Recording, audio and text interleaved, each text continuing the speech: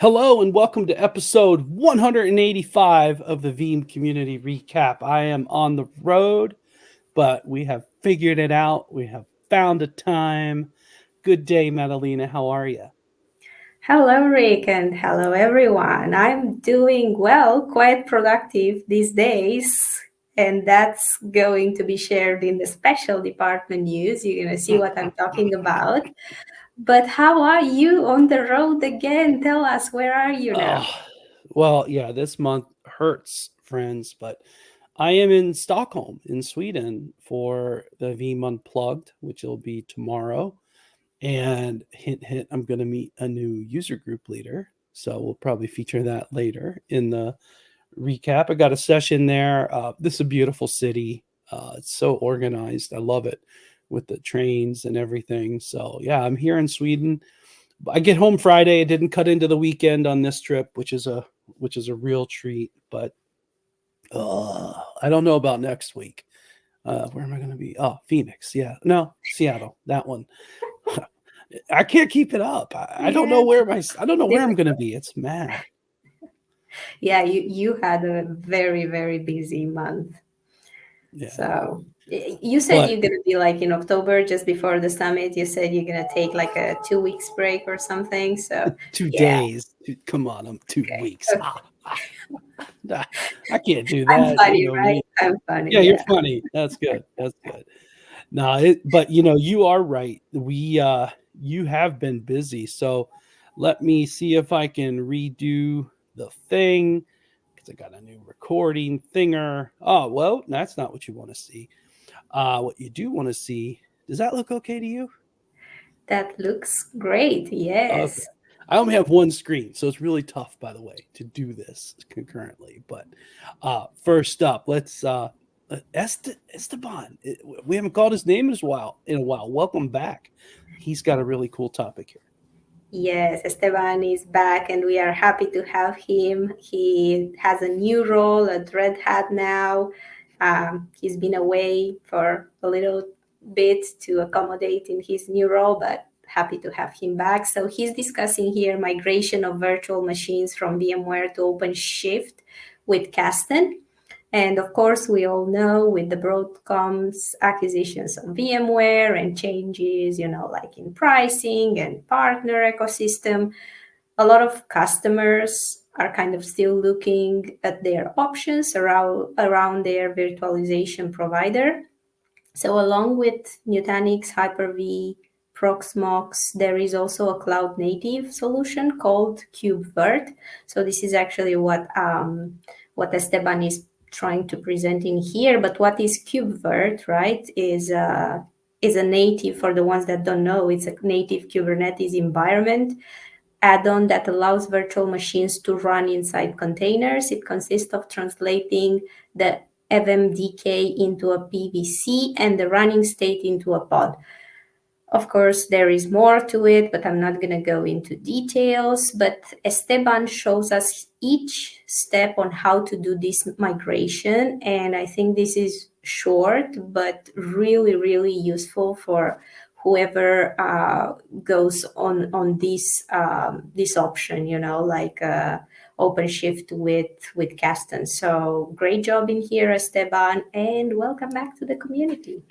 Absolutely. And one of the things I want to highlight, Madalena, is that this visual is actually really, really cool. I've seen Michael Cade, like maybe a year or two ago, do this conversion with KubeVirt, and it was a little over my head, and it was a little just rough. But there's so much interest in it, so I think that Esteban giving this kind of nice 1 to 10 to 11 step on it, it's great. And I love this at the end. The VMs are ready for casting. I like that. So Yeah, the there's thought a is, comment. yeah, There's a comment from I think it's Scott, maybe. Oh no, it's Dynamic Marcus. He says like, I hope I don't have to do that. no, I get you there. It's actually not that difficult, but I'd also say OpenShift is a very different platform, and we've talked about this a couple of times on this show. I've been talking about it with customer and partner meetings like every day. Mhm. So there's a lot of interest, whether it's Proxmox, Nutanix, Azure Stack, HCI, stay on VMware, the cloud, you name it, Red Hat Linux, Oracle Linux. There's a lot of different platforms, and this is one of them. And this is a different, to a pod. So good summary on your side, Maddie. You did it better than I would. And big welcome back, Esteban. Great to call your name here. Hopefully we do so more. All right. Next up, Luis Eduardo Serrano is up with the CARE framework to boost machine learning success. Really important thing underlying things like AI, ML, and DL. What caught your eye on this one? So exactly what you said, I think the past 2 years, every single conference we've been to, I heard so much discussion around AI, ML, LLMs. Like every single conference, every single event I attended, I'm sure it's the case for you and for everyone in the community. So every company is kind of trying to get on board with AI tools and stay relevant, of course, to the rapid change in the market. So I think this topic that Luis put together is super important to mention. That's why I selected this article. Thank you for bringing this up, Luis. So what is CARE? It's data quality care basically is a framework that emphasizes essential aspects of data quality, particularly in the context of the machine learning and deep learning. And Luis goes over ML, DL, LLM definitions, explaining to us what that is. But I think at this point, most of us kind of have an idea. And then tells us what CARE stands for. So he said your data should be connected, accurate, relevant, and enough. And if you're interested in finding out more on each dimension, you can go read this post. There is explanation for each of these components. And basically what Luis is saying is that adopting a data quality framework like CARE is essential for successfully deploying machine learning and deep learning initiatives with good results and, of course, saving costs. So that's the conclusion that Luis gets us to. And then, of course, he shares some other relevant resources in there. There are some links, and if you want to go deeper into the subject, you are more than welcome. And great article overall. Thank you, Luis, for that. Indeed. A couple of points on my side, Maddie. This is a good point, a good framework to go into. And I really like these two, relevant and enough. And then I also like accurate. Okay, we've all heard garbage in, garbage out, right? So that's pretty clear on the accurate. But relevant and enough is also really important, because if you think about over analyzing or analyzing irrelevant information, it's potentially, especially in the AI world, taking more time and adding more costs and high performance resources. So you can actually think about like an environmental, like a sustainability approach with that as well. So the cost, the usage, the framework, the infrastructure, the relevant and enough is actually really important as well. So thank you so much, Luis Eduardo Serrano, rocking and rolling here with the CARE framework. All right. Next up, Jorge de la Cruz. Can't wait to see you next month, man. But he's got a great post about the Restore audit report for Veeam backup from Microsoft 365. This is pretty good stuff coming right off the release. Yeah, this guy is a genius. Let's admit it. I think Jorge is such a smart and knowledgeable guy, and as he said, like over the years, he created a lot of tools and scripts and dashboards in this sense, that our customers are using every day in their roles, which is really fantastic.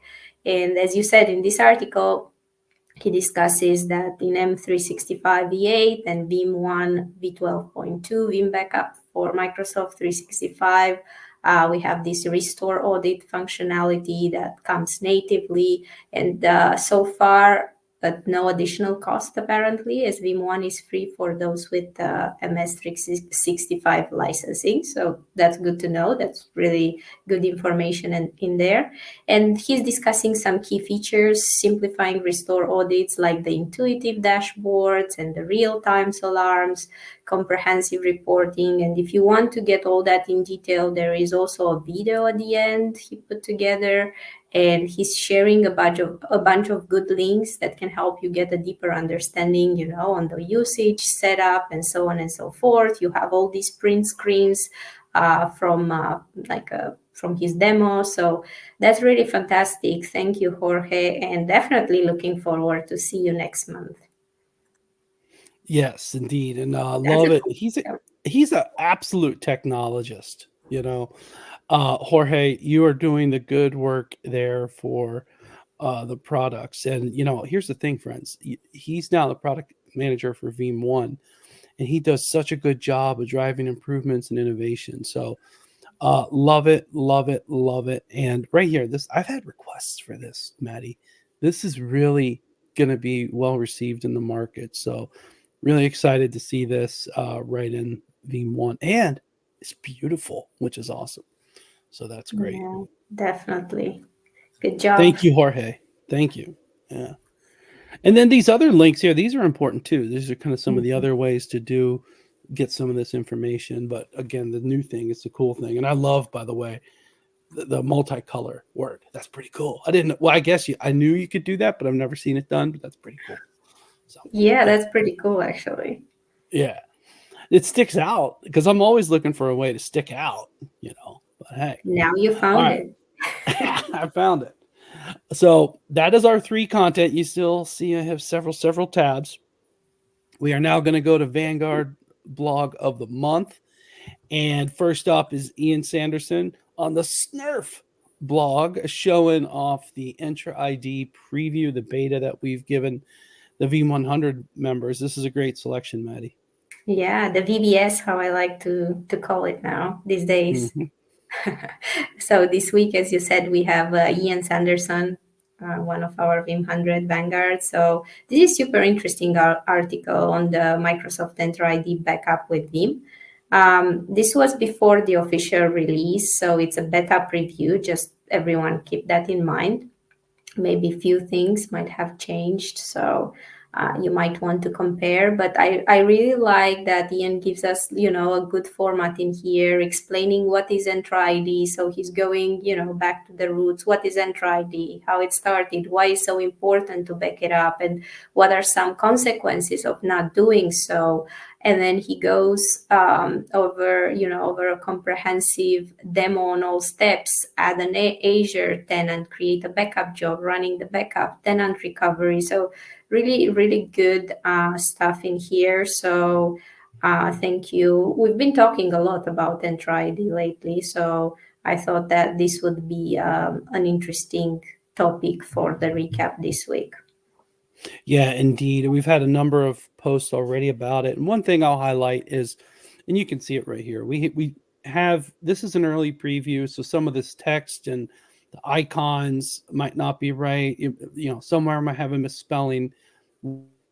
We're getting close to release. We have a daily build, but this is the one that we sent out. So don't look too hard at some of those TBDs. And then like up here, we had like some, like that's not going to be the icon. That's just a holder for it, right? So if you've ever played with a Veeam beta, that's what that stuff is. Oh no, where did the X go? Oh, there it is. But basically, this is great. Thank you so much. And by the way, thank you, Ian, also for some of the feedback you relayed. We relayed that into the product managers, and also that when we get some of these not necessarily completely intuitive steps, when you go through it now, it'll be better on the final release. But yeah, and he's doing a recovery as well. Those are the 5 areas that are protected, which is great. And let's see if he shows the best part here. Let's see. Yeah, the metadata comparison. Yeah, he's got it right there. This is, and I just am going to show this at the Veeam on Resiliency Summit next week, but the metadata comparison is a really nice part of this capability. So let's see, what'd you call it? The VBS, the Veeam Vanguard Blog Spotlight, VBS, right? Yes, VBS. All right. So thank you, Ian, for being visible here on the VBS Spotlight here. So rock on. All right. Now we're going to special departments. Still many tabs. Um, Back to Brazil with the Proxmox look here. Let's change this to English here. Looks like we got Juan, Wolf, and Wesley talking about Proxmox. This is kind of cool. So yeah, leaders Jean, Mateus, and then we have Wesley, the MVP, discussing on the Proxmox environments V12 with V12.2, and this will be on Wednesday, October 2nd. So you still have time to register if you haven't. That's gonna be, what's the time? It's Oh, is it the okay, for October you it's 1st or October 2nd? 1st. Yeah, so it's just like it shows October 2nd for me, but yeah, it's the Because it's time. like midnight, 1 a.m. or something. Yeah. Exactly. So it's actually October 1st if you are on that part of the world. If you are in Portugal, obviously it's going to be October 2nd or in this part of the world. So yeah, just keep an eye on it. I think this is going to be good. These guys are knowledgeable and they know what they're talking about. Already 26 people registered. So that's great stuff. Looking forward to it. And I should apologize on the name. It's Jean, not Jean. Sorry, I'm just reading it in my head.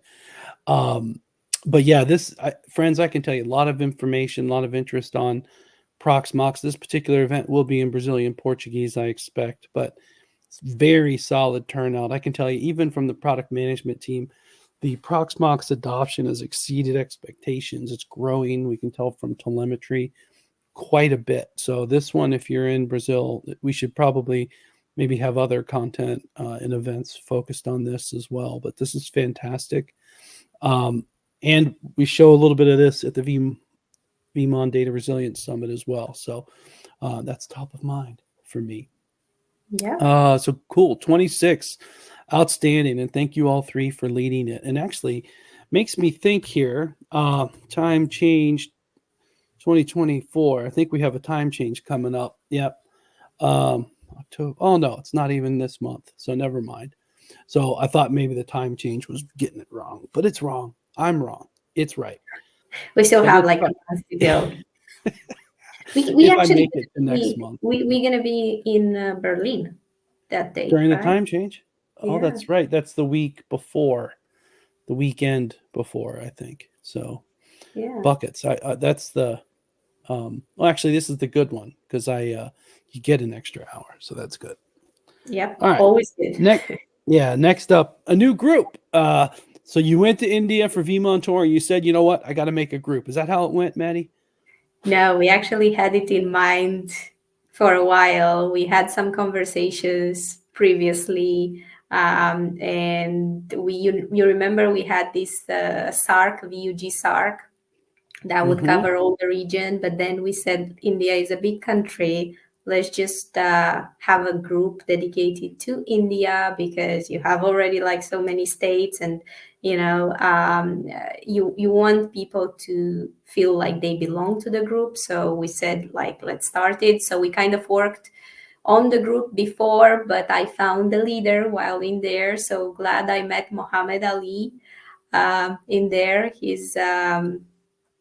He's gonna be great for VUG India, and we're gonna have a great collaboration. He's already super active at the hub, so yeah, very responsive. I'm really looking forward to start it. He's gonna come with a welcome message in here, and hopefully in the next few months we're gonna be able to have a virtual event as well. So good things are gonna happen in here. I'm positive.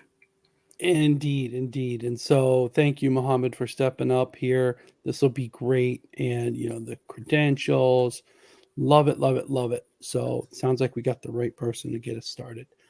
Yep. Awesome.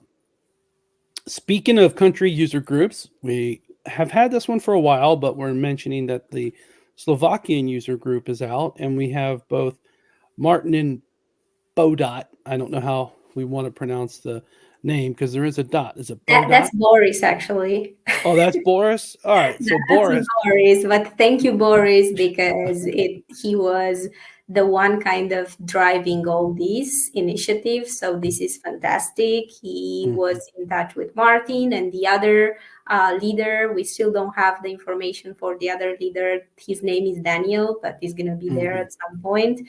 We have Martin though, and we're going to already have an in-person event on October 10th. Nicola is working with the guys to set it up and to organize it. So this is really fantastic. And yeah, it's going to be, I guess, in Bratislava, if I'm not mistaken. The one time I did the recap on a boat, we were driving on the river through Slovakia. So there's that. Yeah. Cool. No, awesome, Martin. Thank you for this. And Boris, or I like Bodot. I'm just going to call you Bodot. He's just a superstar. Boris M. Is that who you're referring to?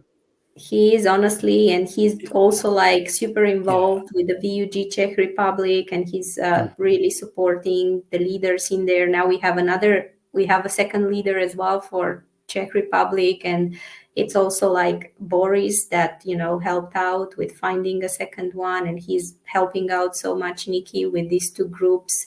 And yeah, it's really, really fantastic. And thank you very much, Boris, for all your support. We love Boris. Boris is fantastic. So now you have to tag him. I don't know. Well, he's just got to find it. Bodot, that one's on you. All right. Last thing, we're speaking of new groups, and then you might have already caught it. We have a new kind of top level. What do we call that? It's not a group. It's a category. Category. That's right. Yeah, the product updates category. Kirsten and Edwin are going to be working on keeping this up, like starting today from releases going forward. So this will be really nice. Yes, we've been having a lot of discussions around this, and I'm very happy that it's live and we are starting working on it, because we've been asked by some members of our community to also have like an official communication on releases, from Veeam, official Veeam communication at the hub. So I think this is the best vehicle to do it. So I'm very happy that it's live since yesterday. Yeah, especially consider what we're going to put in here are the milestones of releases. As things are released, you will see them here. So we're going to start with these 4 main categories here. Actually, I can't count. That's 5 main categories. And we'll see how it goes. Start small, get it going, go from there. So big thanks, Kirsten, Edwin, and actually you, Maddie. You did a lot of work to get this going here. So thank you as well. Sure thing.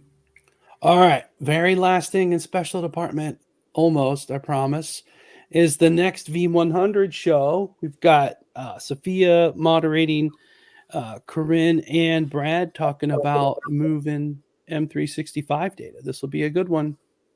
Yeah, absolutely. Looking forward to this one. We've been having a few calls and discussing, and actually, as we speak, Brad is working on this project. So it's just going to be hot.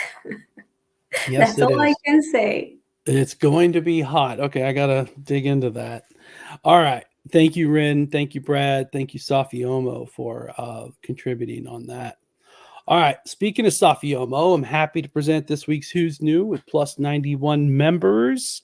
Couple of things I see in here. Let's see. I like a couple of these usernames here. I recognize some, but I just, sometimes they put their company name. You recognize Pandarin for sure. I did recognize Pandarin. Here's another one. He works for Veeam. He's in our product management alliances team. Hello, Cody. Let's see who else we got. Yeah, we had a bunch of Veemers actually that joined the hub lately. So we should be able to see a bunch of names in there. But other than that, good names as always. And that's a really good number, 91 for a week. Love it. This one's in A13XD. That's interesting. I'm trying to figure it out. It's like Could it be ALE from Germany? You could make a lot of. Anyways, I'm Yeah, keeping for score. That's what sure. I do.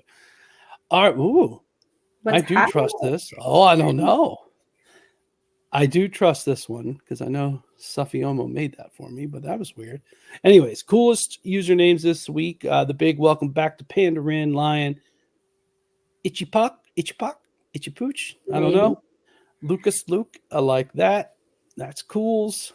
And Alfred's pick this week goes to Nuzermac.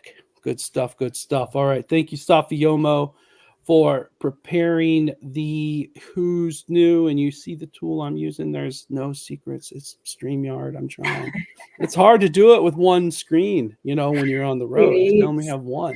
I always do it with one screen when you or Safia are not, in Mm. town for this. So I know Well, I how can give difficult you a this can be. monitor. I've got like some portable ones. They got monitors all over the office. I don't know if you want to take that home next time, but we can get you a Yeah, monitor, if it's Maddie. not too big, I could potentially just for this purpose because it's Yeah, difficult. I get yeah, it.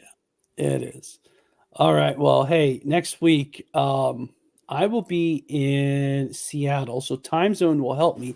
I might do it back in the conference room where remember the camera kind of follows Yeah, me. Maybe we'll do that again. I don't know, but will you be in next week? I will. All right, we have a chance. We'll leave it there. We got a chance. Um, thank you so much, Maddie, for everything. You pick out friends. Seriously, she picks out the content. She reads up on it, as you can see. I just come in with color commentary and draw with Zoom it. That's what I do. So, And you struggle with one monitor. and I struggle with one monitor. I have 5 when I'm at the desk. Okay, so just to give you a comparison. So, Maddie, thank you so much. My pleasure as always, Rick. All right, everyone. Thanks for watching, and we will see you next week.